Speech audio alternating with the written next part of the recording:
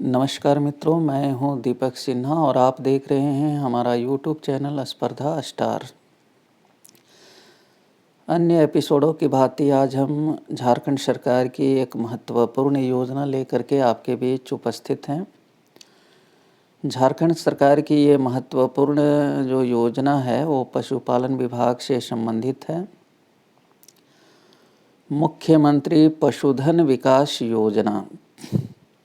आइए जानते हैं कि इस योजना का क्या उद्देश्य है और इस योजना से हम कैसे लाभान्वित हो सकते हैं।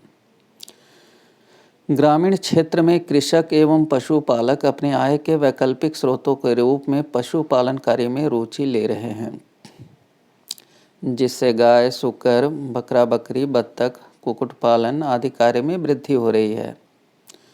पशुपालन कार्य से जोड़कर ग्रामीण युवाओं को मुख्य धारा में सम्मिलित किया जा सकता है। कोविड-19 महामारी के कारण राष्ट्रव्यापी बंदी के दौरान राज्य के निवासी वापस राज्य में आए हैं, जिनके लिए रोजगार साधन की व्यवस्था करना सरकार के लिए एक बड़ी चुनौती है।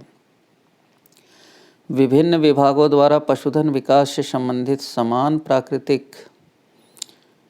प्रकृति के योजनाओं को एक पटल पर क्रियान्वित करने के उद्देश्य को ध्यान में रखते हुए राज्य में पशुपालन प्रभाग, कल्याण विभाग एवं ग्रामीण विकास विभाग अंतर्गत पूर्व से संचालित योजनाओं को समायोजित करते हुए मुख्यमंत्री पशुधन विकास योजना का संचालन किया जा रहा है।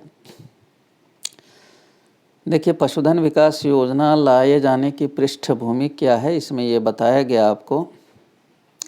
देखिए, जैसा कि आप जानते हैं कि झारखंड एक कृषि प्रधान राज्य है और यहाँ पर कृषि होती है और मुख्य रूप से आजीविका का एक साधन है खेती-बाड़ी करना। तो यहाँ पर जो है ये जब कृषि लोग करते हैं तो पशुपालन की ओर भी उनका ध्यान जाता है, चूँकि पशुओं की व्यापक पैमाने पर जो है खेती-बाड़ी में यूज होते हैं। तो राज्य सरकार ने जो है पशुधन विकास के लिए जो है प्रयास किया। कोविड-19 महामारी के समय जब ये प्रवासी यहाँ पर आए मज़दूर, तो उनके लिए रोज़गार की व्यवस्था करना सरकार के लिए एक चुनौती बन गई। तो उसी चुनौती को स्वीकार करते हुए सरकार ने जो है पशुधन विकास की योजना बनाई। अब इस पशुधन विकास के लिए जो है कई विभागों में जो पूर्व से संचालित योजनाएं हैं उसको एक साथ समायोजित करने का प्रयास किया गया है। तो इसमें देखिए पशुपालन विभाग तो है ही, साथ ही कल्याण विभाग में जो है अनुसूचित जनजातियों के लिए पूर्व से ही ये पशुधन दिए जाने का प्रावधान था। और ग्रामीण विकास विभाग के अंतर्गत जो मनरेगा का कार्यक्रम संचालित है तो उसमें पशु शेड बनाए जाने का प्रावधान था। इसके अलावा इसमें उल्लेख नहीं है, लेकिन गव्य विकास विभाग भी जो है वो सब्सिडी में गायें जो है देने का कार्य करती थी। तो ये सभी विभागों को समन्वित करते हुए इस योजना को लाया गया है। इसका उद्देश्य क्या है? राज्य में पशु उत्पादों जैसे दूध, मांस एवं अंडा के बीच अंतर को कम करना। देखिए, यहाँ पर जो है राज्य में जितने भी पशु उत्पाद हैं, दूध है, मांस है, अंडा है, तो इनकी मांग ज़्यादा होती है, आपूर्ति कम होता है। तो इस अंतर को कम करने का सरकार का ये प्रयास है कि पशुधन का जब हम विकास करेंगे तो मांग और आपूर्ति में जो अंतर है वो उसको पाटा जा सकता है। हमारे यहाँ मांग अधिक है, आपूर्ति कम है, जिससे कि आसपास के राज्यों से जो है ये पशुधन उत्पाद को मंगाया जाता है। ग्रामीण क्षेत्र में पशुपालन के माध्यम से स्वरोजगार सृजन तथा अतिरिक्त घरेलू आमदनी का सृजन। देखिए, इस योजना को लाए जाने का उद्देश्य है कि लोगों में स्वरोजगार बढ़े और घरेलू आमदनी में भी इजाफा हो, है ना। लोग जब गाय पालेंगे, दूध होगा तो उनकी आमदनी में वृद्धि होगी, है ना। ग्रामीण पशुपालकों की आय में वृद्धि करना। जो पहले से पशुपालक हैं तो उनको यदि सब्सिडी में गायें मिलेंगी, बकरा बकरी मिलेंगी, है ना, कुक्कुट मिलेगा, तो उनकी आय में वृद्धि होगी। तो पशुपालन निदेशालय ने इस योजना के अंतर्गत जो है कई तरह की योजनाएं लाई हैं, जैसे बकरा विकास योजना, सूकर विकास योजना, बैकयार्ड लेयर कुक्कुट और लो इनपुट लेयर कुक्कुट पालन योजना। देखिए इसमें जो है बहुत कम निवेश करके जो है लेयर कुक्कुट कहते हैं, जो अंडे देने वाली मुर्गियां होती हैं, उसको पालन की जो योजना है उसको बोलते हैं लेयर कुक्कुट पालन। इसके बाद है ब्रायलर कुक्कुट पालन योजना, जो मांस के उद्देश्य से पाली जाती है मुर्गा, उसको ब्रायलर कुक्कुट पालन कहते हैं। बतख चूजा वितरण योजना, इसके अंतर्गत जो है बतख का जो है ये रख रखाव किया जाता है और उससे मांस और अंडे का संवर्धन किया जाता है। योजना के लाभुक कौन हैं? देखिए योजना के लाभुक जो हैं, ग्रामीण क्षेत्र के इच्छुक लाभुकों को योजना का लाभ नियमानुसार जांचोपरांत और चयनोपरांत दिया जाएगा। देखिए जो भी ग्रामीण क्षेत्र के लाभुक होंगे उसको योजना का लाभ नियम के अनुसार जो है चयन होने के बाद दिया जाता है। इसमें योजना का लाभ राज्य के अनुसूचित जनजाति मतलब कि एसटी, अनुसूचित जाति मतलब एससी और बीपीएल कोटि के दिव्यांग स्वयं सहायता समूह के सदस्यों को प्राथमिकता से के साथ दी जाएगी। अन्य कोटि के लाभुकों को भी योजना का लाभ नियम के अनुसार दिया जाएगा। देखिए इसमें जो कल्याण विभाग से जो योजनाएं होती हैं पशुधन की, वो मुख्यतः एसटी के लिए होती हैं, शेड्यूल्ड ट्राइब्स के लिए होती हैं, जनजातियों के लिए होती हैं। लेकिन पशुपालन विभाग जो है उसमें सभी जातियों के लोग जो है आवेदन कर सकते हैं, जिसमें अनुसूचित जनजाति, अनुसूचित जाति, बीपीएल कोटि के दिव्यांग और स्वयं सहायता समूह है ना, ये सभी को लाभ दिया जाता है। कल्याण विभाग के द्वारा निर्धारित लक्ष्य अंतर्गत केवल अनुसूचित जनजाति वर्ग के लाभुकों का चयन किया जाएगा। ये मैंने पूर्व में ही बताया कि कल्याण विभाग केवल एसटी के लिए ही जो है ये लाभ देता है। उक्त विभाग के आवंटित राशि से योजना का लाभ 100% अनुदान पर देय होगा। एक और ये बात यहाँ ध्यान देने की है कि जो एसटी को दिया जाता है पशुधन, वो पूरी तरह से फ्री दिया जाता है। ये 100% उस पर सरकार जो है अनुदान देती है। अनुसूचित जनजाति को छोड़कर अन्य कोटि के लाभुकों को पशुपालन विभाग द्वारा जिलों में आवंटित राशि से योजना में निर्धारित अनुदान पर योजना का लाभ दिया जाएगा। देखिए अन्य कोटि के जो हैं उनको पशुपालन विभाग के द्वारा जो है अनुदान पर ये लाभ उपलब्ध कराया जाता है। यदि कल्याण विभाग द्वारा अनुसूचित जनजाति के लिए निर्धारित लक्ष्य से अधिक आवेदन प्राप्त होते हैं अथवा कल्याण विभाग द्वारा आवंटन प्राप्त नहीं होने की स्थिति में अनुसूचित जनजाति के लाभुकों को पशुपालन प्रभाग के अंतर्गत निर्धारित अनुदान दर पर उनकी सहमति पर योजना का लाभ दिया जा सकेगा। देखिए यदि कल्याण विभाग जो एसटी को देता है पशुधन 100% अनुदान पर और वहाँ पर यदि अधिक आवेदन पड़ जाते हैं तो उनको जो है डाइवर्ट किया जा सकता है पशुपालन विभाग की योजना में उनकी सहमति से। हालांकि पशुपालन विभाग में 100% अनुदान नहीं मिलता है, तो वहाँ पर उनको जो है 50% या 90% जो भी अनुदान मिलेगा वही देय होगा। लाभुक चयन की प्रक्रिया क्या है? गाँव का चयन क्लस्टर के आधार पर किया जाना है। देखिए यहाँ पर एक इस योजना में जो है क्लस्टर का चयन किया जाता है, पशुपालकों का एक क्लस्टर बनाया जाता है। सभी योजना में जिलावार, सभी जिलों में योजनावार निर्धारित लक्ष्य के आलोक में गांवों का चयन प्रखंड स्तरीय समिति एवं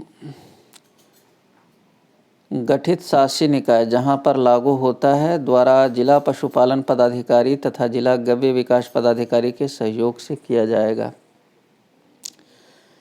देखिए इसमें क्लस्टर का चयन किया जाता है, क्लस्टर से फिर आवेदन भरवाया जाता है पशुपालकों से और वह आवेदन जो है वो उस प्रखंड स्तरीय समिति में आता है। वहाँ पर योजना के अनुसार जो है सो लाभुकों का चयन किया जाता है।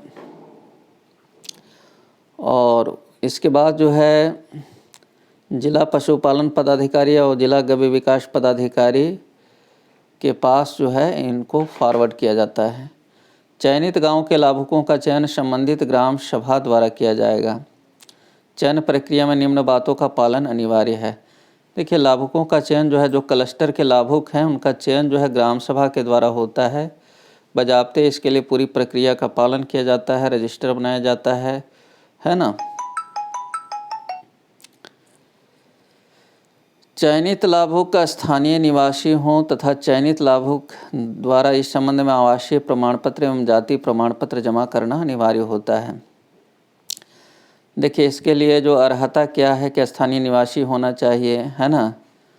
आवासीय प्रमाण और जाति प्रमाण पत्र, चूँकि इसमें ST SC और ये दिव्यांग वगैरह के लिए जो है ये मुख्य रूप से योजना है, तो यहाँ पर जाति प्रमाण पत्र भी लगेगा, आवासीय प्रमाण पत्र भी लगेगा। चयन प्रक्रिया में वैश्य परिवार जो पशुपालन के गतिविधि से जुड़े हुए हैं उन्हें प्राथमिकता दिया जाएगा। और देखिए, जो पहले से पशुपालन करते आ रहे हैं उनको प्राथमिकता दिया जाना है, चूँकि उन्हें अनुभव है पशुपालन का। चयनित गांव के ग्राम सभा द्वारा लाभुकों की सूची मुख्यमंत्री पशुधन विकास योजना अंतर्गत गठित प्रखंड स्तरीय समिति के माध्यम से जिला को भेजा जाएगा। अब देखिए, ग्राम सभा जो है जिन लाभुकों का चयन करेगी तो उसको जो है फिर प्रखंड स्तरीय समिति में लाया जाएगा। वहाँ से पास होने के बाद इसको जिला में जिला पशुपालन पदाधिकारी या कल्याण विभाग की स्थिति में जिला कल्याण पदाधिकारी को अग्रसारित किया जाएगा। प्रखंड स्तरीय समिति से प्राप्त अनुसूचित जनजाति के लाभुकों की सूची अनुसूचित जिलों में ITDA अंतर्गत गठित शासी निकाय की बैठक में स्वीकृत किया जाएगा। देखिए, जो शेड्यूल्ड डिस्ट्रिक्ट हैं उसमें ITDA जो है गठित शासी निकाय की बैठक में इसको स्वीकृत किया जाता है। ST अनुसूचित जनजाति के लाभुकों को मुख्यमंत्री पशुधन विकास योजना अंतर्गत अनुसूचित जिलों के गैर अनुसूचित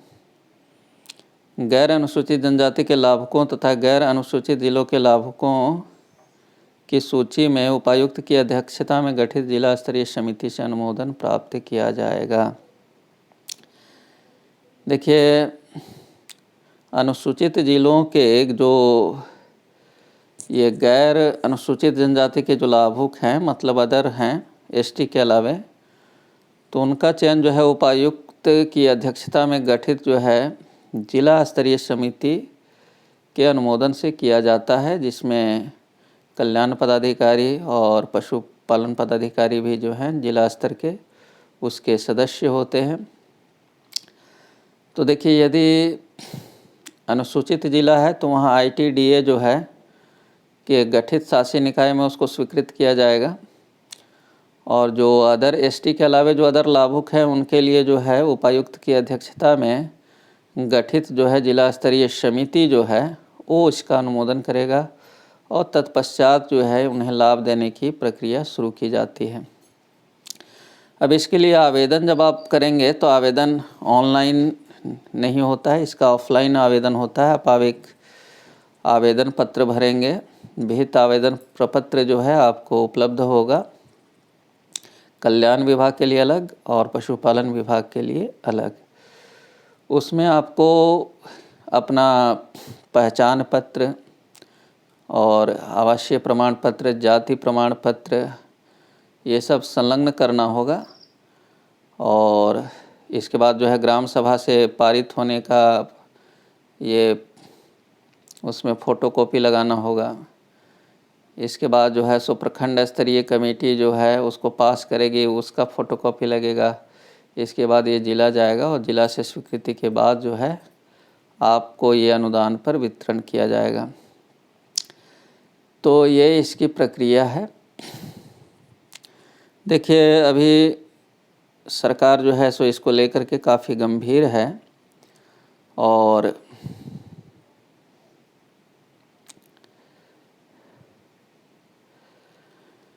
देखिए, मुख्यमंत्री पशुधन विकास योजना, तो इसमें जो है सरकार ने काफ़ी प्रयास कर रखा है। अब तक 1 लाख से अधिक को लाभ मिला है।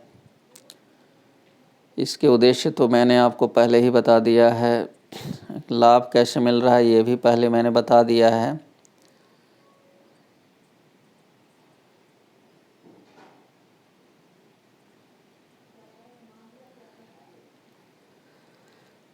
देखिए इसमें क्या क्या है। बकरी पालन यदि आप ये योजना लेते हैं तो उच्च नस्ल की 4 मादा और एवं 1 नर बकरे का वितरण इसमें किया जाएगा। यदि आप सूकर पालन के लिए लेते हैं योजना तो उच्च नस्ल के 4 मादा एवं 1 नर सूकर दिया जाएगा, है ना। यदि आप बत्तख चूजा की योजना लेते हैं तो आपको 15 बत्तख प्रति लाभुक दिया जाएगा। इसमें बत्तख का चूजा दिया जाता है 15 की संख्या में, जिसको डकलिंग कहते हैं, और ये 100% तक अनुदान पर दिया जाएगा एसटी वर्ग को, है ना। दुधारू मवेशी वितरण कार्यक्रम जो है ये आपको गव्य विकास विभाग की ओर से होता है। इसमें 2 दुधारू गाय और भैंस का वितरण किया जाएगा, जो 90% की सब्सिडी के साथ 6 महीने के अंतराल पर 2 उच्च नस्ल की दुधारू गाय और भैंस दी जाएगी, है ना। तो इसमें 90% सब्सिडी होगी और 6 महीने के अंतराल पर आपको 2 उच्च नस्ल की दुधारू गाय इसमें दी जाएगी। इसके बाद जो है कामधेनु डेयरी फार्मिंग की योजना है। इसमें मिनी डेयरी के लिए 5 तथा मिड डेयरी के लिए 10 उच्च कोटि के दुधारू गाय आपको दिए जाएंगे यदि आप डेयरी खोलना चाहते हैं तो। और हस्त एवं विद्युत चालित चैफ कटर का वितरण 50% अनुदान पर आपको दिया जाएगा। हस्त एवं विद्युत चालित चैफ कटर, ये जो चारा को कतरने के लिए जो चैफ कटर होता है वो इसमें आपको दिया जाएगा। प्रगतिशील डेयरी कृषकों को सहायता, अनुदानित दर पर पशु आहार, mineral mixture, water supply system इत्यादि जो है ये डेयरी कृषकों को ये सब सहायता इस योजना के तहत दी जाती है। आपको पशु आहार मिलेगा, मिनरल मिक्सचर मिलेगा, वाटर सप्लाई होगा, वाटर सप्लाई का सिस्टम दिया जाएगा। तो ये देखिए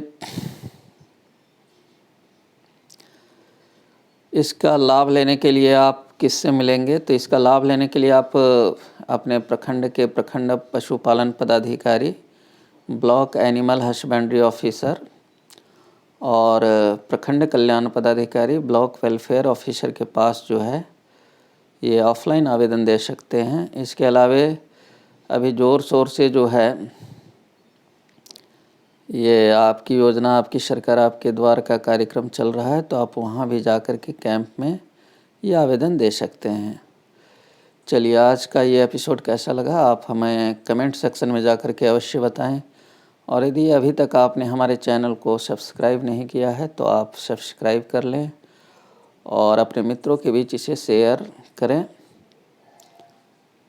चलिए मिलते हैं नेक्स्ट एपिसोड में, तब तक के लिए आप सभी का बहुत बहुत धन्यवाद।